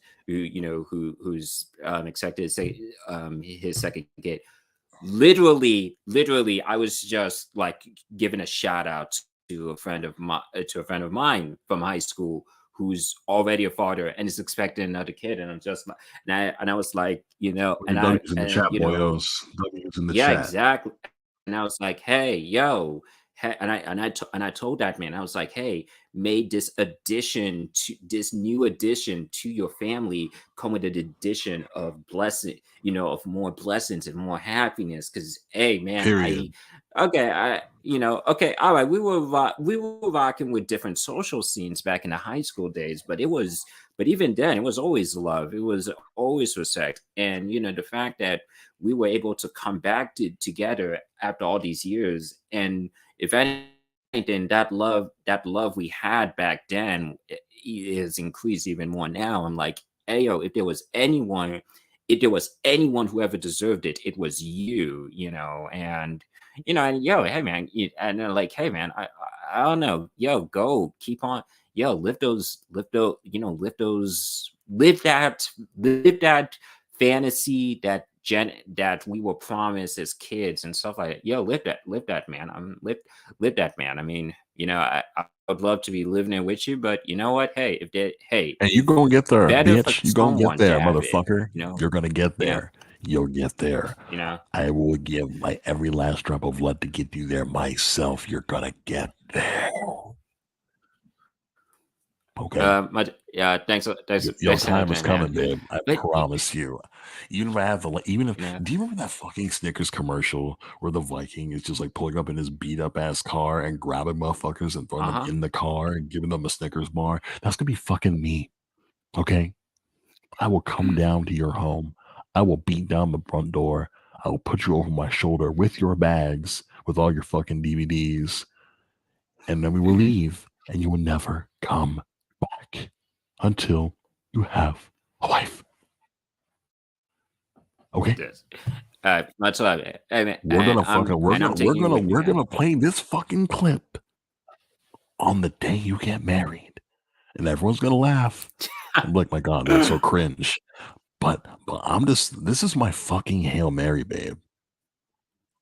I swear Mhm. it. In the name of washed out. Hey, They're gonna be there. Those same motherfuckers you're congratulating now will be commenting on your post, like, bruh, I won, motherfucker, I won. That victory is coming. yeah. Claim it, sir. That's all. Yes, sir, Matt. Yes, sir. And I think it shows off perfectly, that optimistic yearning for for that is for that escape, for that brighter future, you know, which I think perfectly comes across on this album. Perfect comes up in this song, and perfectly, comes across in this album. And I mean, I'll have to go, read deep dive, washed out discographies to say what I consider the best or the magnum opus of it all. But Paracosm was always. But Paracosm will always be special to me, and shout out to that entire chill wave scene of the Out the 2010s. home. Washed out Toy Moi, Neon Indian, I believe. Who did Polish Girl. That song absolute jam. RAC. Yeah, exactly, man. So many cool people who were Toki really Monster. delivering on that. Exactly. So I mean, and hey, I'm glad that I'm glad that I ended up putting it back in because it's clear Too. it had this really great space. great space here, and and I, it's been really, really great talk being able to talk about it, and I guess I guess from here we transition to do no oh no, this is our last We're song. done. This the We're last. done. Wow. Half of the work is done. Wow. We're done. Wow. Wow. We Wow. we set a goal and we met it. We are like 10 minutes away from cracking 2 hours. Let's hit these motherfucking calls to action and get the hell out of here. Um, Mm-hmm. People of Earth, denizens of the World Wide Web, this has been Ken Mide versus 2013. We are the unlucky underdogs. We will be back before you in probably, I don't know, 12 hours or so. I'm thinking we'll probably go live around the Yeah. same time tomorrow, like tonight, because now it's on the 27th of Mm-hmm. February. One more day of Black History Month. I hope that everyone here Mm-hmm. has learned something new about Black people that they did not know last year. I hope that all non-Black people in the world are contributing reparations to Black people in the States, in Canada, in Africa, wherever we may be. Like I said it once before and I'll say it again. Everything cool that you enjoy is because of fucking Black people. I promise you that. Like even if the books that are moved from your schools don't say so, it's a fucking fact, baby. We're not going anywhere. You know what I'm saying? Like I'm the world's a fucked up place, and my head is not in the best space that it's been since I was a kid, but I'm so glad that I'm Black. I'm very thankful for this. I'm thankful for my Black parents, my Black siblings, and my Black family and my Black friends. I'm very thankful for my Black brother Aolor. I'm thankful for his African family. I can't wait to Mm-hmm. go to fucking Africa someday. Just like be like, yo, like this Hey. shit, it all started here. You know what I'm saying? Like Mm-hmm. I look forward to the day where I can find out where my family is from someday. I don't want to have to pay for that shit. I don't want people to guess. I Yeah. want to be 100% motherfucking sure where I come from because I've yearned for it my entire life, and I'll wait for as long as it takes for me to get the answer that I would be comfortable with. So yeah, Black Lives Matter, baby. Calls to action. Please stay hydrated. Not too long ago, a train crash in a small Ohio town poisoning the water. You never know when like this shit becomes like unavailable to you. And I'm sure a lot of places across the world can testify to this, even in our own goddamn country. Drink water. Stay hydrated. You know what I'm saying? It's the least you Mm-hmm. can do. Here, I'm gonna do that right now, right here on stream.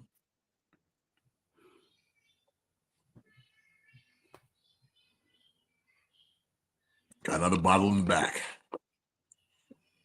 Stay hydrated. When you leave your home, please wear something that covers your face, nose, and mouth. It is a pandemic. Full stop. This shit's not over until this shit's non lethal. And even then, keep on wearing your fucking masks for the children, for the elderly, for the immunocompromised, for the disabled. Mm-hmm. Wear your fucking mask. Like, we clearly can't have a vaccine conversation in this country, online, anywhere. We can't have that conversation. Y'all have killed that shit. I got all my shots, but some of y'all still don't want to do Yeah. that. Yeah. So be it. Wear a fucking mask or don't come out the crib. Period. Thirdly, Yeah. um, before you go to sleep tonight and when you wake up in the morning, when you're on your phone, looking in your compact mirror, looking in the mirror in your bedroom, in the bathroom, brushing your teeth, putting on your deodorant, taking a shower, taking a bath, plucking your nose hairs.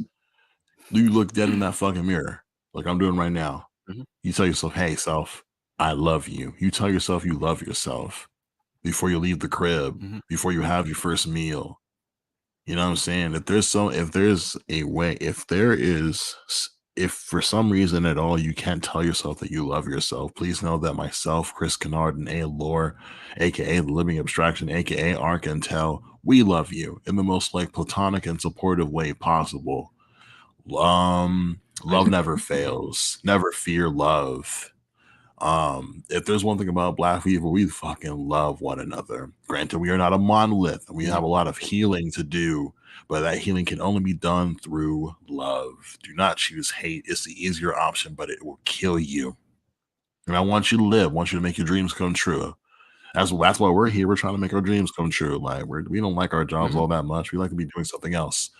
Frankly, money sucks, but like I'd rather be making money doing what I like. So until we can do that, we're Mhm. gonna keep on doing this shit. It's quite fun. I'm very thankful for my good friend A. Lore for just like putting up with me and my constant interruptions and with his spectacular taste in music and making me feel that my taste is halfway as good as his. Um, Uh, we yeah, both man. Anything compliment you want each to add other. in? Yeah. Yeah, you're Um. goddamn right about that. What, anything else you want to add Uh. though? You know. Once again, it's I've always considered it a blessed honor to be here. Chris, he does these, he's done a lot of really cool shows with a lot of wonderful people, other shows that are, all spectacular in their own right. One of them being with one of the commenters over here, who I don't know if she's still here, V, what's up, V? I hope you're but sleeping hey, well, V. Sweet dreams, V. but yeah, uh, but yeah, uh, but yeah, shout to V, and I continue to be, I continue to be happy. I continue to be happy. I continue to count myself happy, lucky, blessed to be invited here, and honestly, I would say it's really helped me really kind of be able to stand on my own for what I'm with other stuff I'm trying to do, which hopefully if I can clear a few of my projects pretty soon. You guys will be hearing more about that. So once again, thank you to this guy, for once really seeing being it for believing that there was something captivating to be shared from from our conversations. And hey, shot, and yes, we're about to enter into the second to last day of Black History Month. But by all means, but contrary to what Ron DeSantis wants y'all to believe, Black history is American history, and contrary to the books they're trying to ban, those so many people, so much of what has made this country and this world worth living in has been because of the innovations that black people have helped spearhead. And even though we unfortunately don't always get the recognition or the accolades that we deserve, it's I still kind of consider myself um nothing short of thankful, to kind of be staying to live with what I've been able to inherit. So shout out to that. Also, today is also of well, now that we've stepped into the 27th, today is also officially the 20th anniversary of the passing of Mr. Rogers, who sadly left this world in 2003. Shout out to Mr. Rogers, who um, I actually have my own minor collection of his show. Shout out to a man who really wanted to provide a space for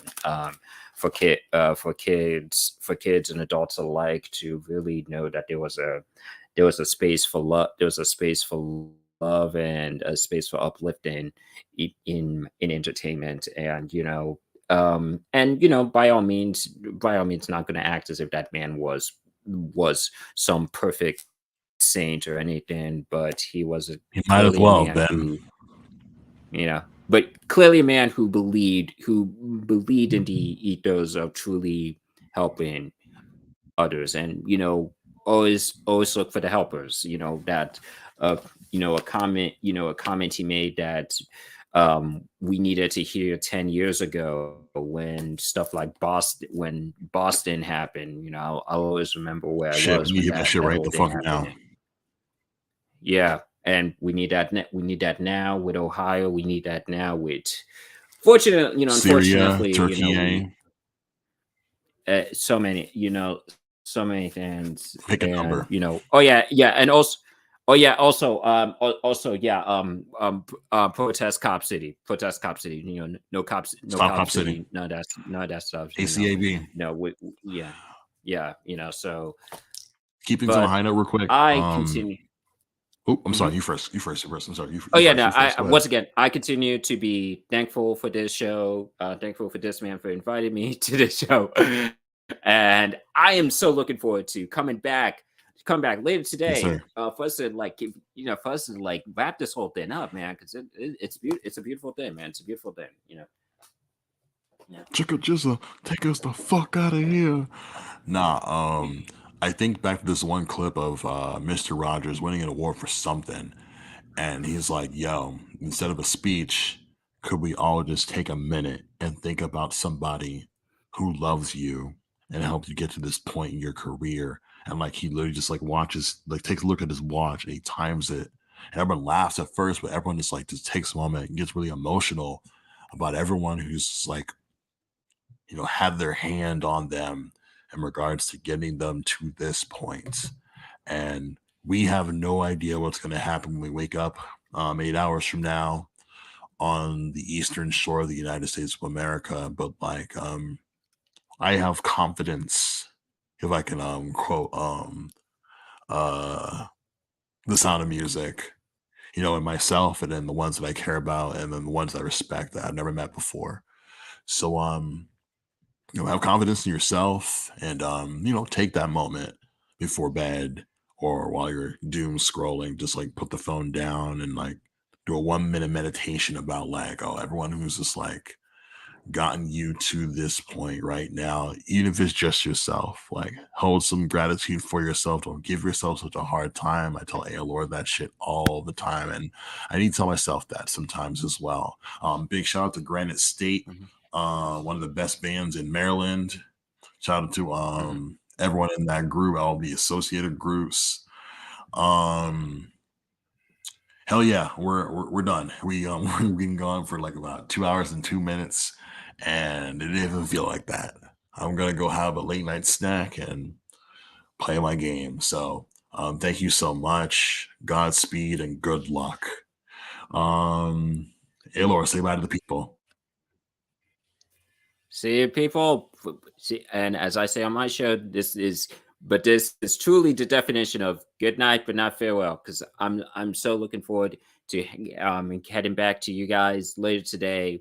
Hey man, we're really good because if you thought this show was cool, but also kind of heavy, we're also going to do some really cool stuff later today, but also kind of heavy. It is what it is.